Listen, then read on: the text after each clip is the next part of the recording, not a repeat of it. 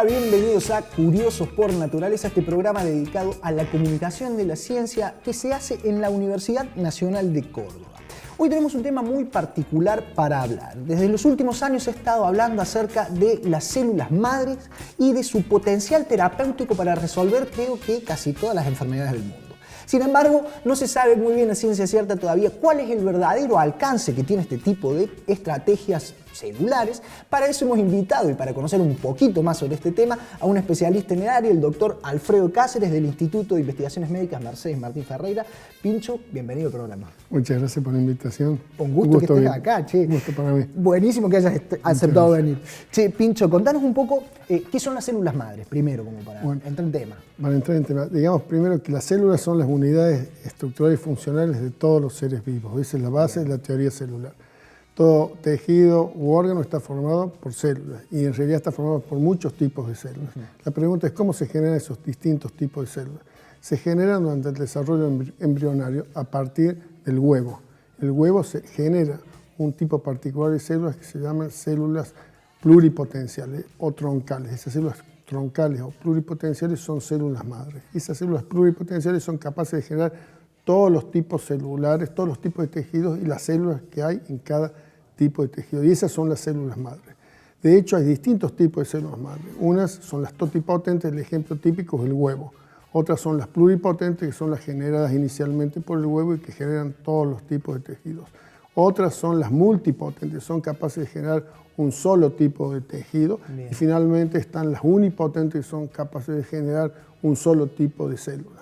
¿Okay? Esas son las células. Las células madres son muy abundantes, obviamente, durante el desarrollo embrionario, pero también existen en tejidos adultos, incluso en tejidos como el cerebro, que durante mucho tiempo se pensó que no eran capaces de reproducirse. Digamos, hay algunas áreas del cerebro que tienen células madres unipotentes que son capaces de regenerar permanentemente un tipo particular de neuronas. Esas son las células madres. Bien, entonces tenemos distintos tipos de célula madre y el grado de potencialidad, el tipo de célula que puede dar, viene dado por quizás el tiempo en el desarrollo en que se mantiene. Mientras más temprano el desarrollo, más potencialidad tiene. La máxima es el huevo, pluripotente, multipotente, unipotente. Claro, exactamente. Entonces el cigoto fecundado, el óvulo fecundado es la célula madre por excelencia. Da origen a todos los tejidos del cuerpo. La supercélula madre. Y en un tejido, por ejemplo, una célula de piel es una célula que ya está diferenciada y que solo puede ser una célula de piel. Y probablemente en la piel haya algunas células unipotentes o algunas pocas multipotentes que puedan dar origen a distintos tipos celulares, pero del tipo de tejido de piel. Ahora, Pincho, la pregunta va, se ha prometido mucho acerca de las enfermedades o las aplicaciones que pueden tener este tipo de terapia. ¿Qué tan ciertas son o dónde estamos parados científicamente ahora? Desde el punto de vista científico, las células madre, obviamente que por su capacidad de generar distintos tipos de células, ofrecen una potencialidad grande para terapias regenerativas, para enfermedades que pueden producir mucha minusvalía. Debido a esto, se ha promocionado mucho el uso de células madre como agentes potenciales terapéuticos, agentes terapéuticos potenciales de gran poder, digamos. Sin embargo, hay que ser muy cauto y muy cuidadoso. Por ejemplo, se ha propuesto que las células madre obtenidas de tejidos adultos de un lugar particular del organismo, como el tejido adiposo, las células pueden curar, se ha dicho que pueden curar hasta 86 tipos distintos de enfermedades. Sin embargo, hay que decir que no existe ningún trabajo científico publicado en revistas internacionales con revisiones de la información científica que permita certificar que esto es así. Por lo tanto, en el caso de las células madre obtenidas de tejido adiposo, hay que ser muy cuidadosos. Existen otras patologías en donde las células madre obtenidas de tejido adulto, como por ejemplo en el caso de las células madre obtenidas de médula ósea, son muy importantes y son una terapia eficaz para enfermedades tan serias como pueden ser enfermedades de la sangre como las leucemias. Claro. Así que hay que tener una nota de atención en cuanto a lo que se promete con el uso de células. En mi opinión, en el momento actual hay que ser extremadamente cauto. Bien. Y probablemente el mejor uso sea para modelar enfermedades o diagnóstico. En el laboratorio. En el laboratorio. Bien, Pincho. Entonces, es súper interesante el tema. Vamos a seguir charlando con Pincho acerca de células madre, sus aplicaciones y posibles expansiones terapéuticas, pero ahora llegó el momento de hacer el primer corte de nuestro programa. No se vayan porque todavía queda más Curiosos por Naturaleza. Ya volvemos.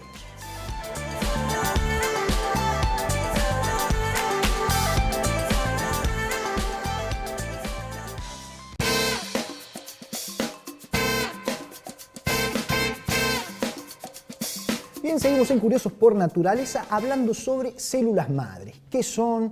¿En qué se las puede aplicar terapéuticamente y científicamente hablando? Y para eso seguimos charlando entonces con Pincho Cáceres, el querido Pincho, del Instituto de Investigaciones Médicas Merced Martín Ferreira. Pincho, ¿de dónde se obtienen las células madres? Bueno, las células madres se obtienen de 3 lugares fundamentales: el cordón umbilical, la médula ósea y el tejido adiposo. Esas son las 3 fuentes más comúnmente utilizadas para obtener células madres. ¿Incluso de organismos adultos? De organismos adultos. ¿Y si no, embrionarias? Se pueden obtener de células de organismos embrionarios, pero es mucho más complejo, claro, y tiene probablemente problemas éticos asociados con la obtención de células madres de tejido embrionario. Desde ese lugar. Por lo tanto, la forma más simple de obtener células madres es de médula ósea a través de una punción ósea, de cordón umbilical o a través de panículo adiposo, que hoy en día es una práctica muy frecuente. Ahora, hay otra forma de obtener células madres que es mucho más interesante y potencialmente mucho más promisoria.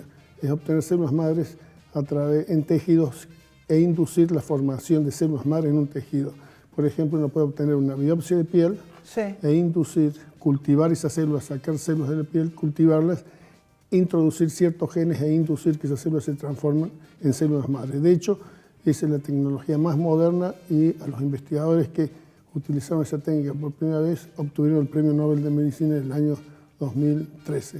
Ya, o sea, uno de los recientes.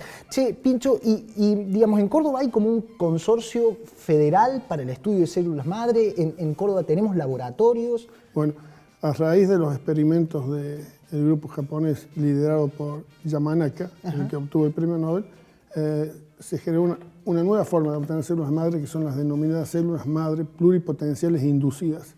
Esto abrió un campo muy promisorio de investigación y en Argentina hace un par de años, en Buenos Aires se creó un laboratorio destinado a reprogramar células ya diferenciadas de células madre. Bien. En Córdoba, hace aproximadamente 2 años, en el Instituto Mercedes Martín Ferreira y en el recientemente creado Instituto Universitario de Ciencias Biomédicas de Córdoba, decidimos implementar esta tecnología.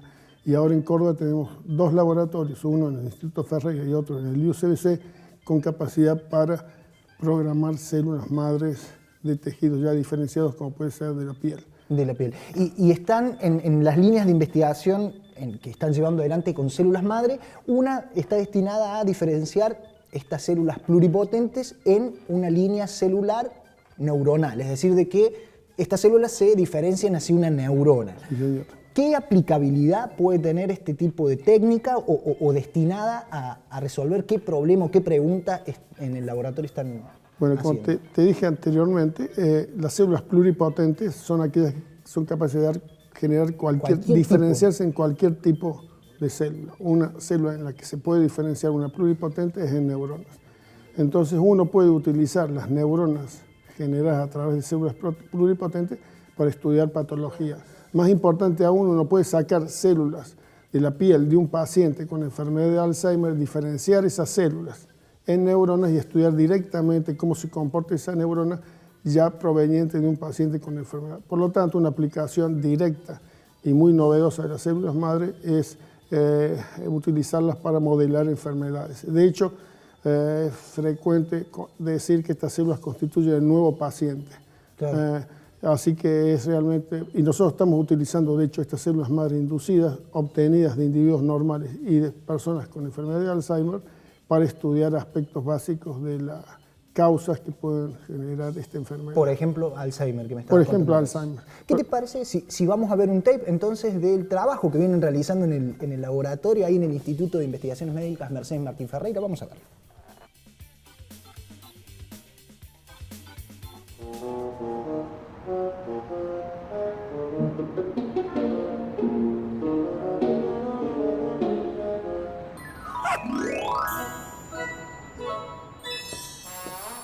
Diego.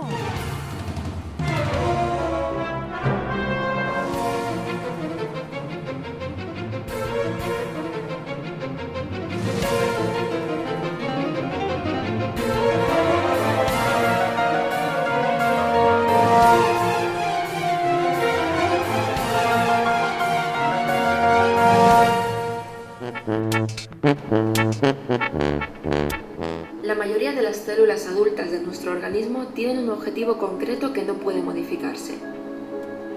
Pero las células madre son las que se encuentran en una fase muy temprana de su desarrollo, por lo que tienen el potencial de convertirse en diferentes tipos de células. Diego, ¿cómo andás? ¿Qué estás mirando?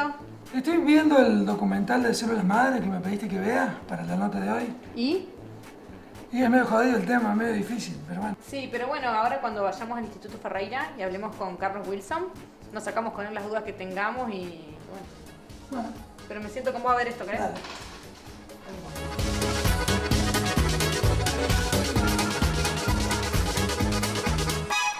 Las células madres son una familia de células que están presentes en todos los organismos animales, incluido el humano, y otros organismos no animales también, y que tienen la característica de poder diferenciarse en los distintos fenotipos celulares que componen el organismo animal, como pueden ser las células del músculo, del corazón, o las células del sistema nervioso como las neuronas. Pero las células madre están presentes en el inicio del desarrollo embrionario de todos los organismos.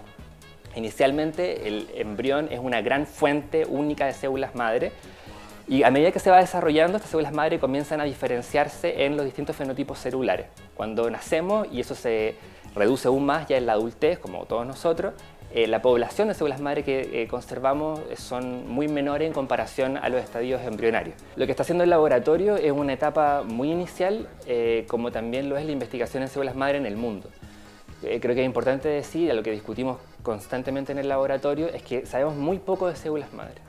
Sabemos muy poco respecto a qué son específicamente las células madre, porque es una familia de células. Hay distintos tipos de células madre. Los humanos adultos conservamos nichos de células madre muy escasos en comparación a los embriones o a las etapas iniciales del desarrollo, pero los conservamos. Pero lo que se sabe es muy poco. Y por eso lo que estamos haciendo en el laboratorio es preguntarle a este sistema celular qué nos puede dar, cuáles son qué es y hasta dónde puede llegar en términos de la biología celular y molecular de este sistema. Referirnos a células madre requiere hacer investigación básica para entender qué son específicamente las células madre. Y eso es un poco lo que estoy haciendo yo durante mi postdoctorado, pero por otro lado también en el caso de Mónica Remedi y Laura Gastaldi y otras compañeras de laboratorio, la idea es estudiar estas células madre reprogramadas que pueden derivar de pacientes humanos sanos, normales o controles, o que presentan alguna patología como la enfermedad de Alzheimer o la enfermedad de Parkinson, que son enfermedades neurodegenerativas que afectan a la población actual. Y entender las bases genéticas, moleculares y morfológicas de su proceso de diferenciación puede dar claves importantes respecto a posibles blancos terapéuticos que atacar en el futuro. Bien, entonces lo escuchábamos ahí a Carlos Wilson contarnos un poquito del trabajo que llevan adelante en el laboratorio. Pincho, no sé, en el labo, por lo que veo, están logrando hacer algo así como tejidos a partir de células diferenciadas, células madre diferenciadas. Lo primero que hicimos fue cultivar las células en microesferas, como mostraba. Veía neuroesferas. Sí, neuroesferas. Después disociamos esas neuroesferas para caracterizar bien la morfología de las neuronas. Sí. Y después lo nuevo que hicimos, hace un par de años una joven investigadora inglesa puso células madres a cultivar y se le ocurrió agitar las células, agitar el cultivo. Y sorprendentemente cuando agitó el cultivo las células se organizaron en un tejido. Como este tejido, en este caso era cerebro, era tejido nervioso, lo que observó al poco tiempo era que se formaban como unos guisantes, como unas lentejas que se producían a escala muy pequeña la estructura de un cerebro y denominó eso minicerebro. Eso generó una línea de investigación en estas estructuras que se llaman organoides. Estos organoides se pueden generar no solo de cerebro, sino también de otros tejidos y órganos del cuerpo, como intestinos, riñón, hígado. Claro. Entonces, esto es muy interesante porque abre la posibilidad de hacer bioingeniería de tejidos. A nosotros en el laboratorio, a mí en particular, me interesó muchísimo eso y decidimos intentar empezar a estudiar, a hacer mini órganos, mini cerebros en el laboratorio y los miembros del grupo, la doctora Mónica Remedi, viajó a los Estados Unidos a un laboratorio con el que tenemos una larga relación y aprendió a hacer la técnica de mini cerebro. Así que podemos hacer cerebritos muy chiquitos, no son cerebros perfectos, pero tienen muchas partes fundamentales del cerebro y las podemos estudiar por estudiar alteraciones del desarrollo del sistema nervioso, por estudiar patologías congénitas del desarrollo del cerebro, y también para hacer bioingeniería de tejido. Estamos muy interesados en tratar de hacer mini riñones y mini intestinos delgados y en el futuro esperamos en una de esas podemos generar órganos un poquito más grandes que los chicos. Me parece ciencia ficción. A mí me parece, claro, pero es de re una interesante. película de Sí, ciencia sí. ficción. Pincho, y hablando un poco, no sé, de las posibilidades reales de esta técnica, ¿a cuánto tiempo estamos de poder aplicar, no sé, este tipo de tecnología para, no sé, curar a lo mejor una cirrosis en el caso de un hígado, a lo mejor de prevenir o retardar el Alzheimer en un caso de un paciente con esta enfermedad o alguna otra patología como, no sé, que hacer trasplantes de órganos, quizás se me ocurre como, como cosas... Me parece a mí que hay 3 grandes aplicaciones de la tecnología de células madre y de los organoides. Uno es el modelado de enfermedades. Sí. 2 es el testeo de fármacos. Asociado a esto, el reemplazo de neuronas de origen murino, rata o ratón por el uso de células humanas, que es en realidad mucho mejor. Hay muchos aspectos que es mucho mejor usar células humanas. Además de todo eso, que es investigación básica para entender por qué se produce una enfermedad, uno podría usar esto en teoría. Hay gente que propone para terapias regenerativas. Yo creo que para el caso del sistema nervioso central estamos muy lejos, muy lejos.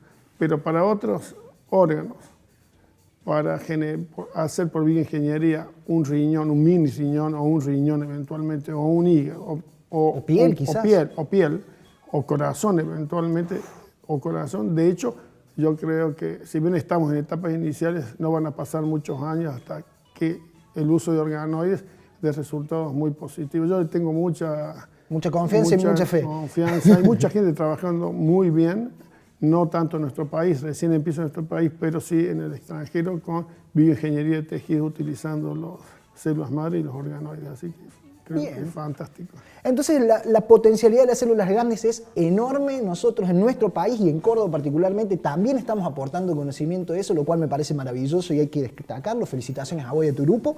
Pincho, te queremos regalar un libro de Quad de nuestra librería amiga, que vamos a ver qué te tocó. Plantas, bacterias, hongo, mi mujer y el cocinero y su amante. Un título largo, espero que lo disfrutes. Muchas gracias, Pincho, muchísimas gracias por haber venido y te tendremos en otro programa invitado nuevamente. Dale, muchísimas gracias, muy bueno. Por favor. Nosotros nos vamos a un corte, pero no se vayan porque todavía nos queda un poco más de Curiosos por Naturaleza. Ya volvemos.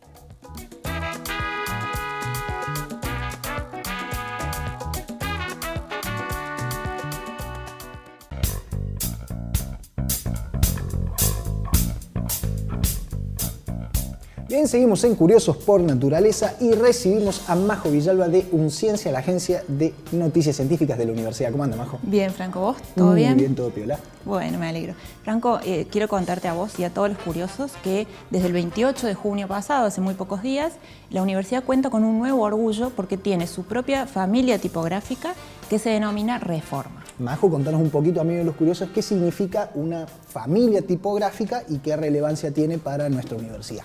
Bueno, estamos hablando nada más y nada menos que de las letras, de la tipografía con la que se escribe todo lo que tiene que ver con la universidad, desde sus medios de comunicación hasta las tarjetas de invitación a eventos, por ejemplo, o sus documentos administrativos, es decir, todo lo que implica docentes, a no docentes, a los estudiantes, a los egresados, todo lo que tenga que ver con la universidad va a estar ahora tipografiado, escrito en una familia tipográfica que fue especialmente diseñada para la UNC.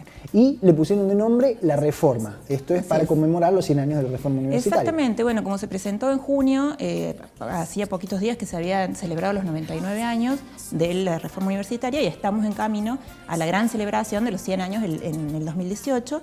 Entonces se la denominó Reforma. Fue un proyecto de muchísimo trabajo que demandó 2 años, realizada por Pampa Type, que es una fundidora digital, exactamente acá de Córdoba. Eso también está bueno porque es todo hecho en Córdoba, con la coordinación constante del equipo de diseñadores gráficos de aquí de la Universidad de la Prosecretaría de Comunicación Institucional. Reforma tiene, digamos, como ejes la pluralidad de voces que tiene una universidad, también tener en cuenta y respetar esto de que es una universidad pública, gratuita e inclusiva, eso también es muy importante, y por sobre todas las cosas, también resaltar el prestigio de una universidad que, digamos, ya tiene más de 400 años de antigüedad. Claro. Entonces es un orgullo más para nuestra universidad contar con su propia tipografía, la cual le da de alguna manera, no sé, una identidad propia, ¿no? Exactamente, es lo que nos decían los diseñadores, ¿no? Tener una propia tipografía es entrar al mundo de lo visual ya con una identidad propia, tener mayor credibilidad, mayor confianza exactamente en los mensajes. Y bueno, y hay que decir que Reforma no es solamente un tipo de tipografía como se ve ahí, sino que está dividida en 3 estilos. Ajá. Y a los cuales se les ha puesto 3 nombres distintos. Primero, 1918, en homenaje a la Reforma, con una impronta más antigua, si se quiere.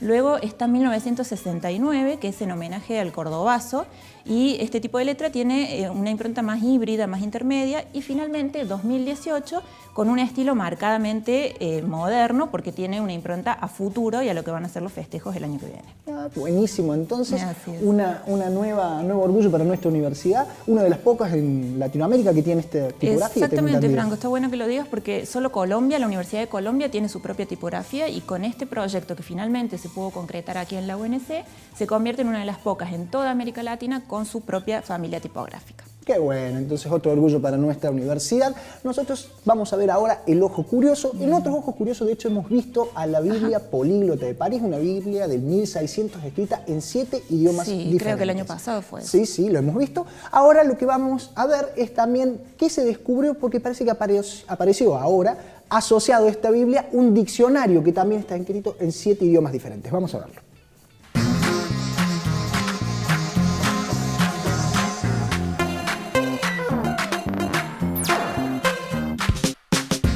Estamos en la sala dentro de la colección jesuítica que presenta la Biblia Políglota o la Biblia de París de 1645. Es la edición que todo el mundo quiere ver porque son estas ediciones raras que colocan en columnas yuxtapuestas las distintas versiones de la Biblia, en este caso en hebreo, samaritano, caldeo, que es el arameo, griego, siriaco, latín y árabe, y es una de nuestras ediciones más conocidas o que la gente pide ver. Por eso es que en esta ocasión y para esta exhibición hemos decidido no solamente exhibir un volumen abierto de la Biblia, sino acompañarla de un diccionario heptaglotón, o sea, en 7 lenguas, que descubrimos o nos dimos cuenta en realidad hace bastante poco, que había venido no solo al mismo tiempo con la biblioteca, sino que además fue incorporado al mismo tiempo a la biblioteca y que seguramente sirvió para la interpretación de la Biblia. Este es el diccionario heptaglótono en 7 lenguas de Edmundo Castells, que es de Londres, de 1669. ¿Cómo sabemos que vinieron al mismo tiempo? Bueno, porque los jesuitas, al momento de incorporar los textos, escribían, hacían una intervención manuscrita que decía aplicado en tal año.